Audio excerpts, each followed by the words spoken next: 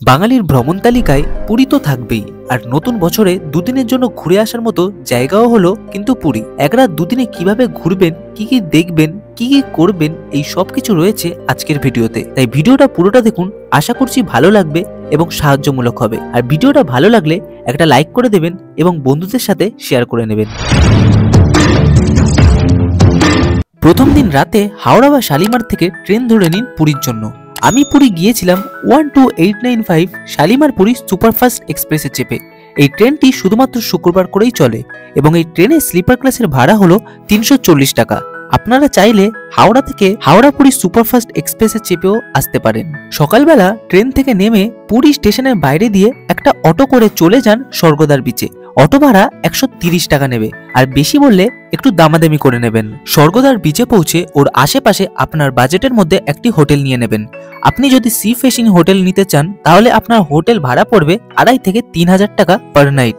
আর যদি একটু কমের মধ্যে হোটেল নিতে চান তাহলে একটু গলিগুলির ভেতরের হোটেলগুলি দেখবেন, 700-800 মধ্যে হয়ে যাবে পার নাইট। আমি ছিলাম এই চন্দ্রবিন্দু এন লজে। এই রুমটার ভাড়া নিয়েছিল 700 টাকা পার নাইট। হোটেলে চেক ইন করে হোটেলেই ফ্রেশ হয়ে স্নান করে বেরিয়ে পড়ুন জগন্নাথ মন্দিরের উদ্দেশ্যে। মন্দিরে যাওয়ার আগে এই ওটিটিসির অফিসে এসে আগামীকালের জন্য একটি সাইট সিং এর টিকিট কেটে রাখুন এবং এই প্যাকেজেই আপনারা আগামীকাল ঘুরতে পারবেন কোণার্ক মন্দির, লিঙ্গরাজ মন্দির, নন্দনকানন, ধৌলিগিরি, উদয়গিরি, খণ্ডগিরি এবং আরো অনেক কিছু। ওটিটিসির টিকিট কাটা হয়ে গেলে ওখান থেকে একটা অটো বা বাসে করে চলে আসুন জগন্নাথ মন্দিরে। কিন্তু আমি জগন্নাথ মন্দির গিয়েছিলাম হেঁটে হেঁটেই। স্বর্গদ্বার বিচ থেকে জগন্নাথ মন্দির অব্দি হেঁটে 20 মিনিট সময় লাগে এবং আপনাদের যদি সকালে ব্রেকফাস্ট করার থাকে সেটা রাস্তা দিয়ে করেই তারপরেই মন্দিরের দর্শনের লাইনে দাঁড়াবেন। মন্দিরে ঢোকার আগে আপনার ফোন, ব্যাগ, জুতো সব এখানেই জমা করেই তারপরে লাইনে দাঁড়াবেন। জগন্নাথ মন্দিরে প্রতিদিন লাখ লাখ মানুষ আসে দর্শনের জন্য, তাই আপনি সকাল সকাল গিয়ে যত তাড়াতাড়ি পারবেন মন্দিরে দর্শন করে বেরিয়ে আসবেন। জগন্নাথ মন্দির থেকে বেরিয়ে চলে আসুন আবার স্বর্গদ্বার বিচে সমুদ্রে স্নান করতে। সমুদ্রে স্নান করে হোটেলে গিয়ে জামা কাপড় চেঞ্জ করে চলে আসুন দুপুরে লাঞ্চ করতে। স্বর্গদ্বার বিচের আশেপাশে রয়েছে অনেক বাঙালি রেস্টুরেন্ট, যে কোনো একটি দিয়ে লাঞ্চটা সেরে নিন। আমি গিয়েছিলাম এই 13 পার্বণ রেস্টুরেন্টে এবং এখান থেকে আমি নিয়েছিলাম একটি রুই থালি, যার দাম নিয়েছিল 160 টাকা এবং খাবারগুলো ছিল কিন্তু অসাধারণ এবং সুস্বাদু। পুরীতে এলে এই রেস্টুরেন্টে একবার খেয়ে দেখতে পারেন। দুপুরে লাঞ্চ করে হোটেলে এসে একটু বিশ্রাম করে নিন, তারপর সন্ধ্যাবেলা আবার বেরিয়ে পড়ুন স্বর্গদ্বার বিচের উদ্দেশ্যে, কারণ রাতের সমুদ্র দেখতে কিন্তু অন্যরকম লাগে। এবং এখান থেকে নিয়ে নিয়েছিলাম 30 টাকা দিয়ে লঙ্কার চপ, আর এই লঙ্কার চপ খেতে খেতে সমুদ্র দেখতে কিন্তু দারুণ লাগছে।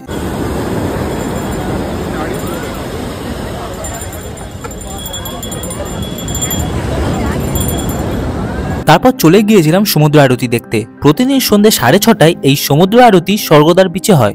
পুরীতে আসলে এই আরতি দেখতে কিন্তু ভুলবেন না।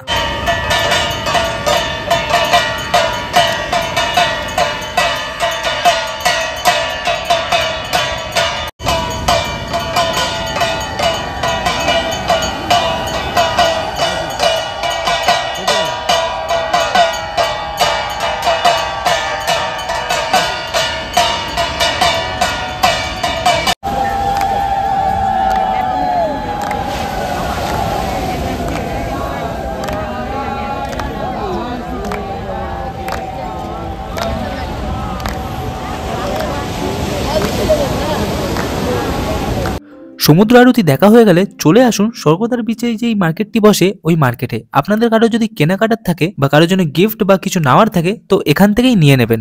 সমুদ্রের আশেপাশে অনেক খাবারের দোকান আছে, রাতে ডিনার করার জন্য এখান থেকেই কিছু কিনে নিন। আমি কিনে নিয়েছিলাম 60 টাকা দিয়ে রুটি আর তড়কা এবং একটা ডিম সিদ্ধ। তার পরের দিন সকাল সকাল হোটেল থেকে চেক আউট করে ব্যাগপত্র নিয়ে একেবারে বেরিয়ে পড়ুন। আগের দিন 535 টাকা দিয়ে যে ওটিটিসির প্যাকেজটা বুক করে রেখেছিলেন সেই সাইট সিনটাই আজ আপনারা করবেন।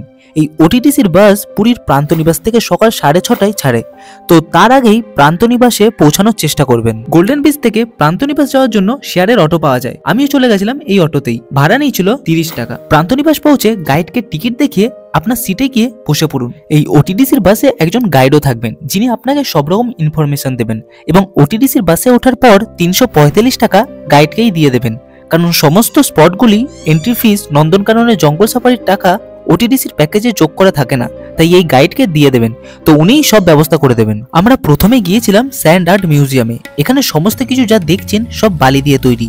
বালি দিয়ে বানানো এত সুন্দর সুন্দর জিনিস দেখতে কিন্তু দারুণ লাগবে। তারপর ওটিটিসির বাস আমাদের নিয়ে গিয়েছিল একটা রেস্টুরেন্টে সকালের ব্রেকফাস্ট করার জন্য, আর ওখান থেকে আমি খেয়ে নিয়েছিলাম 50 টাকা দিয়ে এই ইডলি। তারপর আমরা গিয়েছিলাম আমাদের দ্বিতীয় স্পট চন্দ্রভাগাতে। এখানে সমুদ্র এবং নদী একসাথে দেখতে কিন্তু দারুণ লাগে, এবং ওর পাশেই রয়েছে এই রামাচণ্ডী মন্দিরটি। এখানে এসে এই মন্দির থেকে একবার দর্শন করে যাবেন। তারপর আমাদের ওটিটিসির বাস নিয়ে গিয়েছিল কোণার্ক সূর্য মন্দিরে।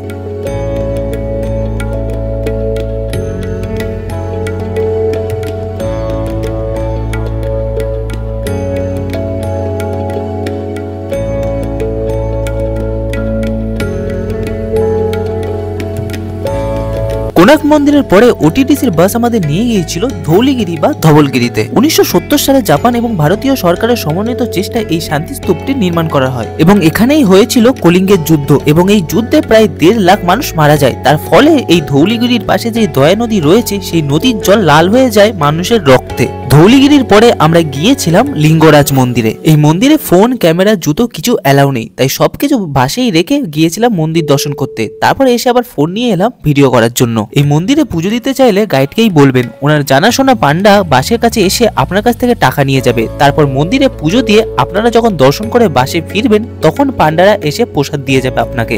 লিঙ্গরাজ মন্দিরের পরে আমাদের নিয়ে গিয়েছিল নন্দনকাননে।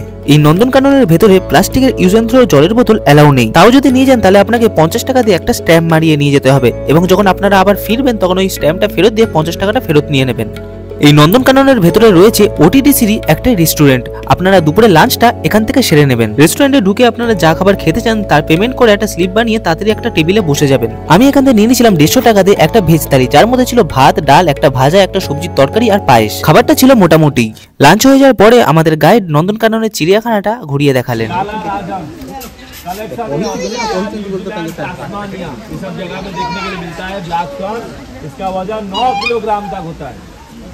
आगे आइए।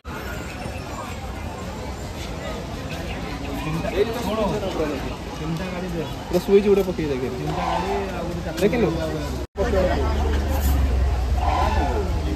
यहाँ पे देखिए ऑस्ट्रेलिया का नेशनल पार्क, ये चिड़िया 19 না না ওরাই ওদের জন্য এত জায়গা করে রেখেছে, ওরা এখানে খেলা করে। এই তো দেখো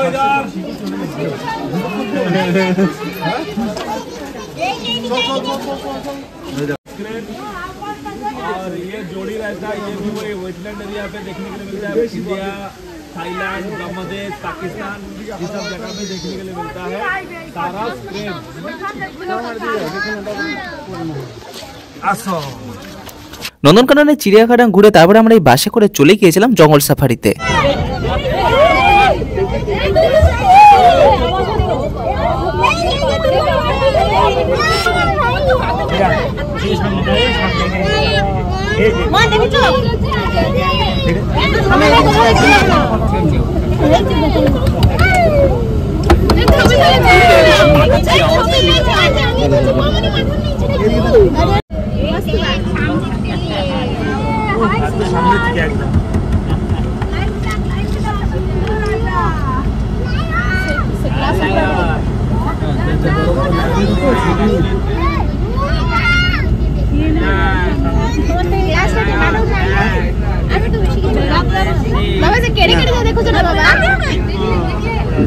নন্দনকানন ঘোরার পর আমাদের বাস গিয়েছিল উদয়গিরি এবং খণ্ডগিরিতে। তো আমি নন্দনকাননে ঘোরার পর ব্যাক করেছিলাম পুরীতে, কারণ ওই দিন রাত 8:15 আমার কলকাতা ফেরার ট্রেন ছিল, যেটা আমাকে পুরী থেকেই বোর্ডিং করতে হতো।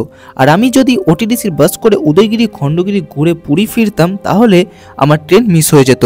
তো আপনারা কি করবেন, আপনাদের কলকাতা ফেরার ট্রেনটা ভুবনেশ্বর থেকেই বুক করবেন, তাহলে লাস্টের স্পটটাও দেখে ভুবনেশ্বরেই নেমেই ওখান থেকে আপনারা ট্রেন ধরে নিতে পারবেন। তাহলে আজকের এই ভিডিওটা এখানেই শেষ করছি। পুরী ট্যুর গাইডের এই ভিডিওটা আপনাদের কেমন লাগলো কমেন্টে জানাতে কিন্তু ভুলবেন না, এবং ভিডিওটা ভালো লাগলে একটা লাইক করে দিয়ে বন্ধুদের সাথে শেয়ার করে নেবেন পুরী ট্যুরের প্ল্যানের জন্য। তো এমনই আরো ট্রাভেল রিলেটেড ভিডিও দেখার জন্য আমার এই নতুন চ্যানেলটিকে সাবস্ক্রাইব করে পাশে থাকবেন। তাহলে দেখা হচ্ছে আবার পরে কোথাও ঘুরতে যাওয়ার সময়।